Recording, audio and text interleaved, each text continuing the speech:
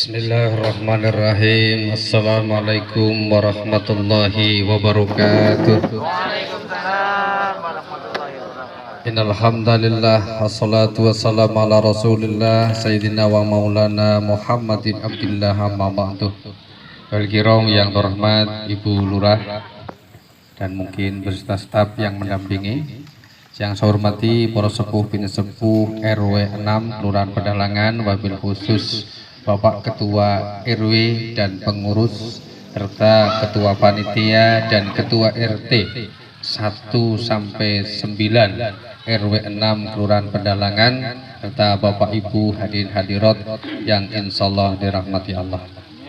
Yang pertama-tama puji dan syukur alhamdulillah malah nantiasa kita persembahkan dan Allah Subhanahu wa taala yang selalu melimpahkan kepada kita berbagai macam nikmat dan karunia. Alhamdulillah syukur pada malam hari ini luar biasa RW 6 sanggup menurunkan bulan. Ini saya baru menemui Pak, luar biasa. 2 tahun sebelum pandemi saya pernah diundang halal bihalal di Sunan Kuning, itu pun tidak mampu menurunkan bulan walaupun banyak orang datang bulan di sana. Dan insya Allah tahun ini kalau gak keliru besok malam saya harus halal bihalal di Bandungan Pak. Mudah-mudahan diberikan kekuatan iman karena malamnya insya Allah undangan halal bihalal di Hotel Nemerik Jalan Kopeng, jadi melawat keliling. Mudah-mudahan diberikan kesehatan, amin Allahumma amin. Salawat ring salam senantiasa tercurah kepada junjungan kita Nabi besar Muhammad Sallallahu Alaihi Wasallam yang sangat kita nantikan syafaatnya. Mudah-mudahan kita semua mendapat syafaatnya, amin Allahumma amin. Bapak Ibu yang saya hormati, yang pertama saya akan meluruskan pandangan biar tidak tambah salah. Nyun sewu, tadi disebut oleh Bu Lurah saya kiai, saya belum kiai Bu, karena kalau syarat kiai itu katanya harus punya pondok. Lagi bangun pondok orang dadi-dadi harus punya santri. Mungkin bisa punya pondok, mungkin bisa punya santri. Ini syarat ketiga yang berat. Istrinya harus lebih dari 2. Urung wani ya Bu ya. Mohon karena peraturan PP 10 ya. Pada malam hari ini sengaja saya pakai sarung, hanya ingin sedikit membedakan karena halal bihalal ini luar biasa. Kalau saya pakai baju koko kalah penampilan dengan Pak Joko. Kalau saya pakai baju batik kalah penampilan dengan bapak-bapak, maka untuk mensiasatinya pakai batik bergaya surjan dan pakai sarung. Ben ditekui roto gampang. Sing ceramah di kae lho sing sarungan nganggo baju sorjanan, kira-kira seperti itu. Bapak Ibu yang saya hormati, mohon maaf. Sebenarnya tadi sudah lengkap dari sambutan pertama, kedua dan ketiga. Saya tinggal mengamini saja apa yang sudah disampaikan oleh beliau-beliau bertiga, tetapi kiranya tidak lengkap kalau saya tidak memberikan sepatah dua patah kata. Oleh karena itu, yang pertama saya mengomentari dari sambutan Ketua Panitia. Yang pertama tadi betul dikatakan oleh Ketua Panitia, halal bihalal ini adalah bahasa Arab yang di Arab sendiri orang-orang Pak. Jadi kata A bahasa Indonesia yang diarabkan, yang dipaksakan, yang di kamus Arab sendiri tidak ada. Yang kalau kita terjemahkan bebas, halal kuwi artine halal atau sah. Bi itu dengan halal yo halal atau sah. Jadi sah dengan sah, halal dengan halal. Maka tidak keliru kadang kalau kita ketemu di jalan sambil jauh, purpuran yo 00. Tapi ingat nyun sewu sing duwe warung opo sing biasa utang, walaupun sudah purpuran sudah 00, utang tetap utang. Ojo ngobar halal bihalal salam-salaman, lu wingi kan wis halal bihalal, wis purpuran, wis nolan. Kapan muncul kata halal bihalal ini pertama kali? Kalau kita melihat sejarah, mohon maaf kalau saya salah diluruskan nih Pak Joko, karena semalam baru googling juga Pak. Pertama kali muncul kata halal bihalal itu pada tahun 1948. di mana pada tahun itu muncul sebuah disintegrasi bangsa yang terjadi karena adanya pemberontakan PKI di Madiun. Karena situasi nasional yang kurang kondusif, orang mau ngumpul ora wani, Pak. Ono undangan Pak RW ora wani teko, kok jangan mau kumpul dan lain sebagainya. Maka melihat keprihatinan ini, Presiden pertama kita Insinyur Soekarno, beliau punya ide, punya gagasan, punya prakarsa bagaimana agar anak bangsa yang dulu pada tahun 1945 mampu bersatu padu, berbeda agama, betul? Berbeda suku, berbeda ras, berbeda bahasa, campur jadi satu, semuanya berjuang demi kemerdekaan negara kesatuan Republik Indonesia. Maka agar situasi itu kembali, beliau sowan. Beliau silaturahmi ke seorang kiai namanya Kiai Wahab Hasbullah. Mohon arahan, mohon petunjuk, nyun sewu. Ini mengajarkan kepada kita seorang pemimpin, mohon maaf Lurah, tidak ada salahnya sesekali datang ke Pak Kiai. Sesekali datang ke Pak Ustadz. Syukur-syukur nggowo oleh. Apa arahan yang disampaikan oleh Kiai Wahab kepada Bapak Insinyur Soekarno sebagai presiden? Ketika presiden menyampaikan masalah disintegrasi bangsa, beliau meminta, wahai Pak Yai, bagaimana caranya agar anak bangsa yang tercerai-berai, yang terpecah belah ini bisa kembali menjadi satu. Karena seorang kiai ditanya begitu, jawabnya, yuk anak no silaturahim atau silaturahmi. Kata Pak Karno sebagai presiden waktu itu, jangan kata itu, karena kata silaturahmi identik dengan milik umat Islam. Padahal bangsa Indonesia ini adalah rumah besar kita bersama, yang di dalamnya adalah ada Islam, ada Hindu, ada Buddha, ada Katolik, ada Protestan, ada pemeneh Konghucu dan lain sebagainya. Maka biar semuanya bisa menerima suatu kata tersebut, carilah istilah yang baru yang kira-kira semuanya bisa menerima. Maka Pak Kiai Wahab menyampaikan, kalau gitu, karena kita baru saja puasa, dan kalau setelah kita puasa itu kita kal yauma waladathu ummu, kita bagaikan bayi yang baru dilahirkan, kita seperti 00, seperti tidak punya dosa, kita sudah saling menghalalkan, maka dipakailah istilah halal bihalal. Itu ada di Kamus Besar Bahasa Indonesia. Kata halal bihalal pertama kali muncul pada tahun 1948. Apakah kata halal bihalal ini hanya muncul di awal dari tahun itu? Tidak, nyun sewu. Kita mundur beberapa tahun ke belakang, yaitu tepatnya sekitar tahun 1600-an. Di Indonesia tanah Jawa ada sebuah kerajaan namanya Mataram, di mana kerajaan Mataram itu mengalami masa kemasan pada raja yang ketiga yang bernama Sultan Agung Hanyokro Kusumo. Ini sambil nyusewu, sambil nguri-uri sejarah, yang alhamdulillah sekarang menjadi nama salah satu perguruan tinggi di Semarang, menjadi nama salah satu rumah sakit Islam di Semarang, yaitu Sultan Agung. Sebagai rasa terima kasih Kanjeng Sultan kepada prajurit punggawa rakyatnya yang telah bersatu padu mengamankan negara wadahal dalam keadaan puasa, maka selesai puasa beliau membuat suatu pertemuan namanya Pasawanan Agung. Dalam Pasawanan Agung itulah, dalam pertemuan itulah kemudian sang raja memberikan contoh kepada para punggawa prajuritnya, minta dan memberikan maaf. Kemudian diakhiri dengan makan. Alhamdulillah sudah tersedia, saya tidak tahu karena snacknya saja saya belum ngintip. Pak yang di belakang gak usah khawatir, wah ketoke sing ngarep seneng yo snacknya oke, podo wae Pak, malah sing ngarep ora wani mangan.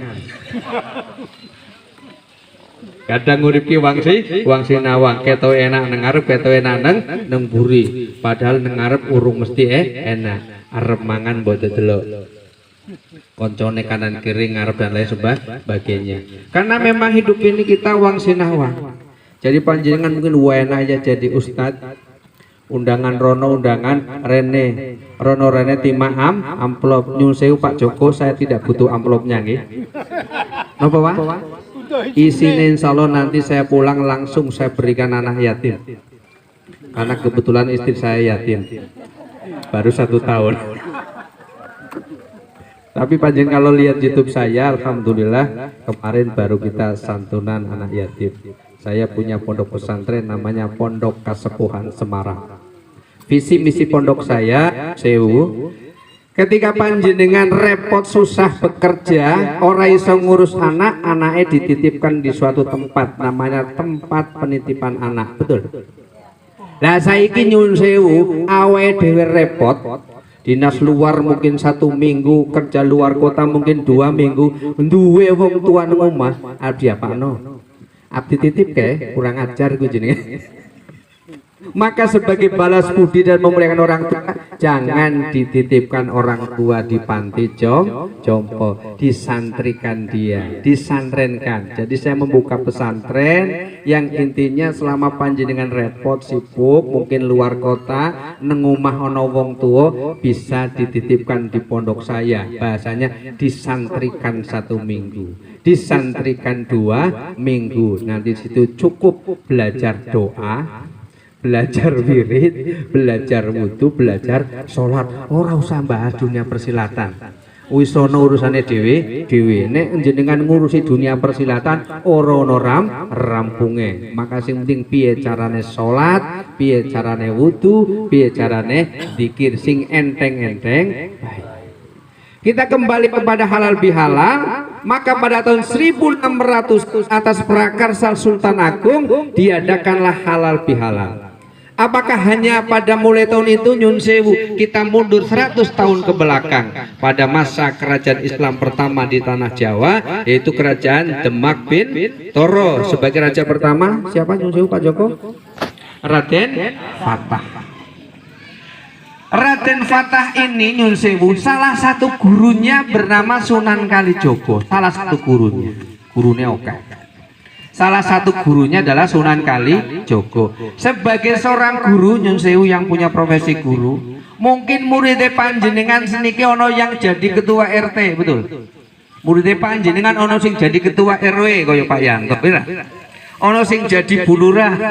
Muridnya panjenengan ono sing dadi camat, ono sing dadi wali kota, bupati, gubernur dan lain sebagainya. Waktu panjenengan jadi guru, memberikan nasihat kepada anak-anaknya mungkin bukan merupakan hal yang sulit. Tetapi ketika muridnya panjenengan sudah menjadi pejabat, kemudian jenengan dipinta untuk memberikan nasihat, pasti sedikit ada keraguan atau kecanggungan untuk memberikan nasihat. Inilah situasi dan kondisi yang dialami oleh Kanjeng Sunan Kalijaga.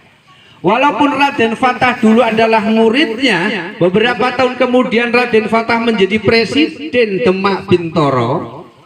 Ketika setelah puasa mengadakan pasowanan agung, ingin mendapatkan tausiah, ingin mendapatkan nasihat, maka diundanglah Kanjeng Sunan Kalijogo untuk memberikan nasihat.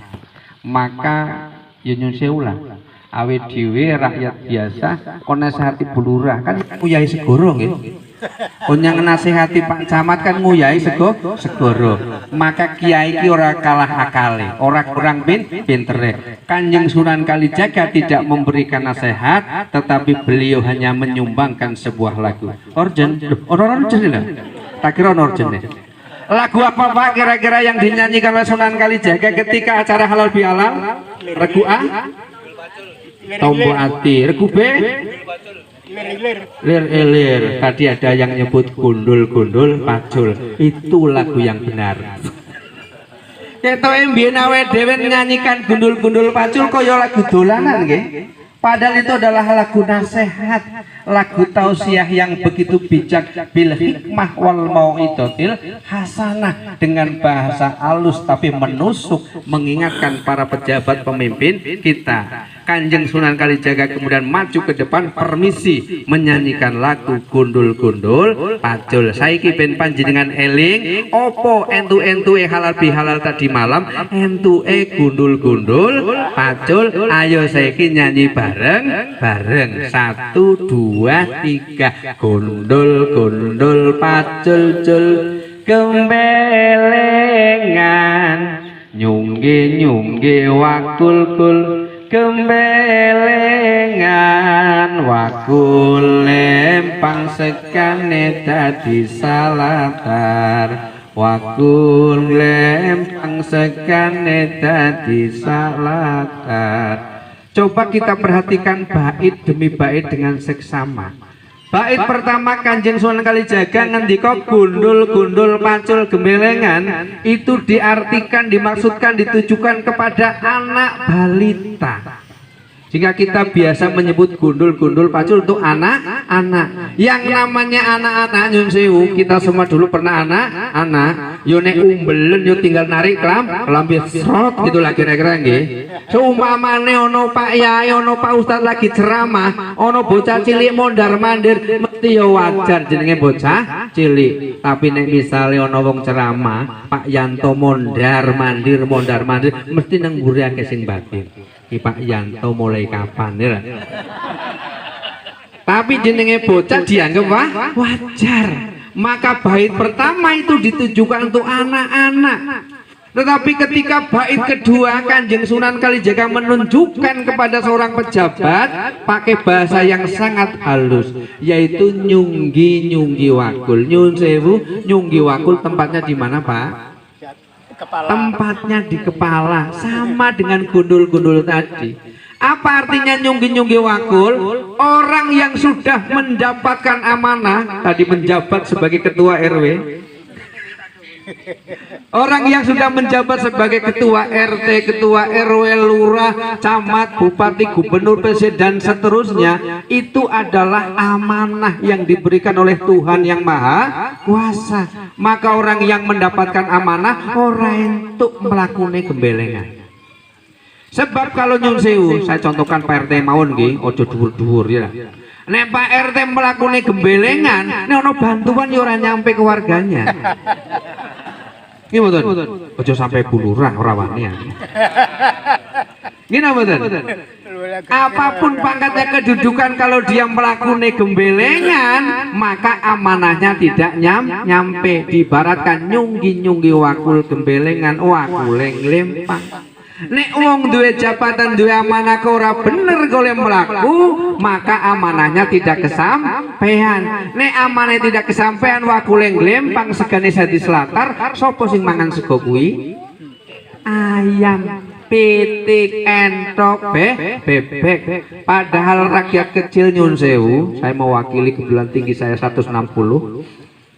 Rakyat kecil itu yang dipikir adalah yang penting ayam wareg wetenge.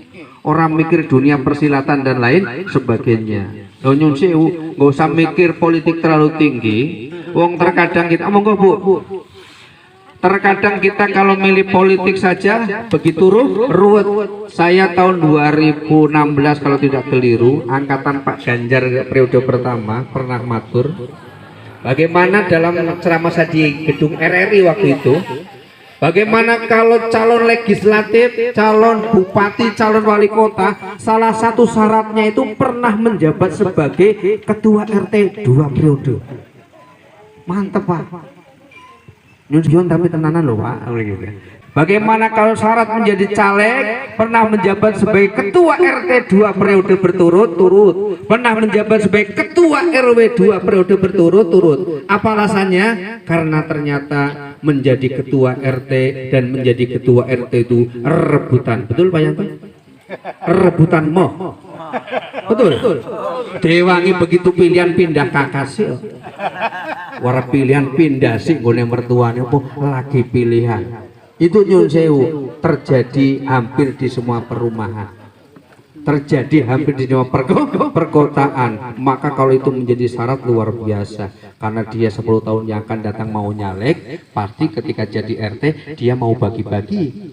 Ya enggak? Tanpa harus karena nyalek. Wah, dia bangun ini udah selesai nih. Ini kalau Pak Yanto nyalek ini udah selesai nih.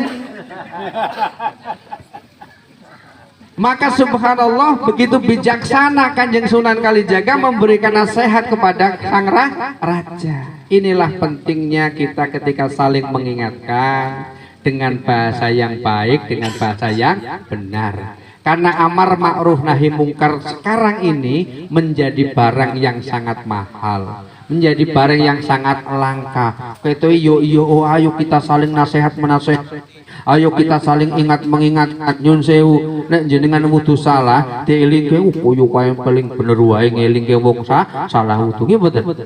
Jenengan misalnya salate keliru dielinge nesu koyo salatmu paling bener wae nyalah-nyalake aku. Ternyata amar ma'ruf nahi mungkar itu harganya mahal. Pertanyaannya kenapa perlu halal bihalal? Karena nyun sewu untuk menyempurnakan derajat puasa yang telah diberikan oleh Allah kepada kita. Ketika kita berpuasa dengan baik, berpuasa dengan benar, kata Rasulullah, kal yauma waladatu ummuh, kita bagaikan bayi yang baru dilahirkan. Itulah sebabnya kita di akhir Ramadan menyebutnya Aidil Fitri, kembali kepada kesucian, kembali kepada fitrah. Karena sesungguhnya setiap manusia dilahirkan oleh Tuhan yang Maha Kuasa semuanya dalam keadaan fitrah, dalam keadaan suci. Ewon dene di tengah perjalanan nyun sewu kita jadi anak nakal, kurang ajar karo wong tua, bahasa kasarnya sampai durhaka. Kita mungkin ketika sekolah kurang ajar karo guru, nakal karo guru. Mungkin ketika kita bermasyarakat ono manggane wong tua, bismillahirrahmanirrahim aku njaluk manggane yo jupuk dhewe misalnya. Itulah dinamika perjalanan hidup kita di dunia. Maka karena kita dilahirkan oleh Allah dalam keadaan suci, diharapkan ketika kita kembali kepada Allah juga dalam keadaan suci. Bagaimana Allah mensucikan kita? Salah satunya melalui media puasa. Maka puasa ini menjadi ibroh, menjadi pelajaran bagi kita bahwa ternyata yang puasa juga bukan hanya manusia. Walaupun dalam bahasa binatang disebut dengan metamorfosis. Ada beberapa binatang yang menjadi ilustrasi puasa bagi manusia. Nyun sewu, yang pertama adalah puasanya ayam. Nyun sewu, ibu-ibu tahu babon bu? Babon yang lagi poso galak apa mboten bu? Babon kini lagi poso galak pak ya. Oh lagi angkremi galak ebol. Tapi begitu bar selesai poso ora galak pak. Tenang babon bu. Babon galake pas lagi poso. Yang kedua puasanya ular nyun sewu. Ular itu sebelum puasa makanannya rakus, setelah puasa juga makanannya rakus. Itulah puasanya ular. Tinggal kita mawas diri. Sebelum puasa kita meninggalkan larangan Allah atau tidak, setelah puasa kewaliannya apa atau tidak. Kalau iya berarti kita masih seperti puasanya ular, ora ono bedane bar poso atau sebelum puasa. Yang ketiga adalah puasanya ular. Tahu ular bu? Binatang yang paling disukai ibu-ibu nggih, betul? Oh betul. Ular. Binatang yang dianggap menjijikan, binatang yang disia-sia oleh makhluk Allah yang lain, terutama ibu-ibu yang memiliki buncis, memiliki kacang panjang, betul bu? Ketika jenengan masak metiki sayur ada ularnya, dilempar no mboten, dibuang no mboten. Malah kadang yang dilempar, yang dibuang bukan saja ularnya, tapi sak sayurnya, sak wadahnya. Saking ora senenge karo binatang yang bernama ular. Itulah filosofi gambaran nyun sewu wong sing kakean maksiat. Karo tonggo congkrah terus, rumah tangga berantem terus, nang sekolah ribut terus. Itu ibaratnya ular, jengkelke, orang nyenengke blas. Itulah namanya ular. Ular juga punya peri keuleran pak. Ketika dia menjadi binatang yang dibenci oleh makhluk-makhluk Allah yang lain, terutama ibu-ibu, dia berdoa kepada Allah, ya Allah, kenapa kau jadikan makhluk-makhlukmu yang lain tidak suka padaku? Aku ingin mereka sayang padaku, ya Allah. Maka kemudian ular diwahyukan untuk berpuasa. Luar biasa, puasanya ular ngalah ke karo puasane menungso. Puasane ular bukan hanya puasa am, Bukan saja puasa khawas, bukan hanya puasa khawasil, khawas, dia puasanya totalitas, masuk kamar orang mikir dunyo. Beda karo awake dhewe, lagi puasa nembe jam 10 langsung mikir kok bukane opo, tuku es opo, lawuhe opo, betul. Saking dikumpul kabeh akhirnya mangan iku weregen sampai kadang lali salat tarawih. Itulah kalah karo ular awake dhewe. Ular puasanya totalitas, dia masuk kamar, berubahlah dia menjadi entung, masuk ke pompong itu masuk kamar. Dia sampai tidak berdaya. Yang tadinya ketika ditumbuhkan dia sanggup menghabiskan semua daun-daun yang ada kecuali daun pintu, betul nggih? Semua daun habis, tetapi gitu puasa dia nggak makan apa-apa, totalitas nggak berdaya. Ketika ular lagi tenanan poso nyun sewu, kadang sing ora waras malah menungso. Menungsone do takon karo ular karo entung. Aku arep boleh pangan ngalor apa ngidul. Entunge ngoget ngalor melu ngalor, ngoget ngidul melu ngidul, malah kadang sing ora waras malah menungso. Nah, puasanya kita itu bagaimana tergantung dengan diri kita masing-masing. Oleh karena itu sebagaimana ayat yang tadi dibaca oleh Qori'ah tadi, subhanallah, mengajarkan kepada kita kalau kita sudah dikembalikan oleh Allah sebagai derajat takwa, sebagai konsekuensi kita Idul Fitri, maka yang pertama alladzina yunfiquna fisyarra'i wadurra, monggo Bapak Ibu selalu menjaga istiqomah, gelem infak, gelem sedekah, gelem amal, baik dalam keadaan datang bulan maupun bulan muda. Baik lagi duitnya okeh maupun orang duwe duit, wong sedekah ki sing penting ikhlas karo mampune, syukur gedene. Tapi nek ora ya sama semampune, maka yung kuna fisyarra'i wa durra. Dan yang kedua wal kadiminal haid, yaitu mampu mengendalikan diri ketika marah. Ciri-ciri apakah kita ini menjadi pemarah atau tidak, jangan tanya diri kita sendiri, Pak. Wong kadang awake dhewe golek kesalahane dhewe itu angel. Ora sado-ado teko karo tangga, teko karo bojone dhewe-dhewe. Bu, bapak iki galak apa ora? Teko karo bojone. Bu, bapak iki pelit apa ora? Teko karo bojone. Ora teko karo wong liya. Subhanallah. Bahwa ternyata kadang kita harus membangun semua kebaikan di samping berawal dari diri sendiri, ibda binafsik, kita berawal dari keluarga. Maka masih banyak yang harus diperbaiki. Inilah pentingnya halal bihalal. Walafinanas, dan suka saling memberi dan meminta maaf. Karena nyun sewu nggak ada manusia yang sempurna. Yang hadir di tempat ini termasuk yang lagi bicara, ya ora ono sing sempurna. Kabeh wong duwe salah, duwe hilaf, duwe dosa. Saapi-api wong sing salah, wong sing gelem njaluk ngapura. Nyun sewu ibarate nek lagi dina raya ya wae ora gelem njaluk ngapura, apa meneh ora dina raya. Maka filosofi halal bihalal, filosofi Idul Fitri luar biasa. Kabeh wong aku salah, betul. Ora ana wong badan nyun sewu lur, aku rene iki negaske sing salah ki awakmu. Ana pernah halal bihalal ngono? Keto ora ana. Wong halal bihalal walaupun dia bener kaya apa tetep kabeh ngaku salah, bojone yo mengguk-mengguk karo nangis, ora ngerti apa sing diomongke apa ya. Lu njaluk ngapura ya bojone ngomong padha-padha lho. Padahal dompete wis ilang lho nggih. Dompete wis kosis padha. Maka walafina ninas. Sedangkan yang keempat, wallahu yuhibbul muhsinin, ciri orang yang bertakwa, Allah mencintai orang-orang yang berbuat kebaikan. Apa mana Ramadan dalam kehidupan kita nyun sewu? Syawal itu bulan peningkatan. Syawal itu bulan amal ibadah kita meningkat, tapi muhasabahnya nyun sewu termasuk yang lagi ngomong. Syawal ini bulan penurunan, betul. Di bulan Ramadan kita mampu tahajud. Di bulan Ramadan kita mampu baca Al-Quran. Di Ramadan kita mampu memberi takjil, kita mampu memberi jabur. Subhanallah. Begitu Syawal kita menjadi orang yang tidak berdaya, menjadi orang yang pelit kembali.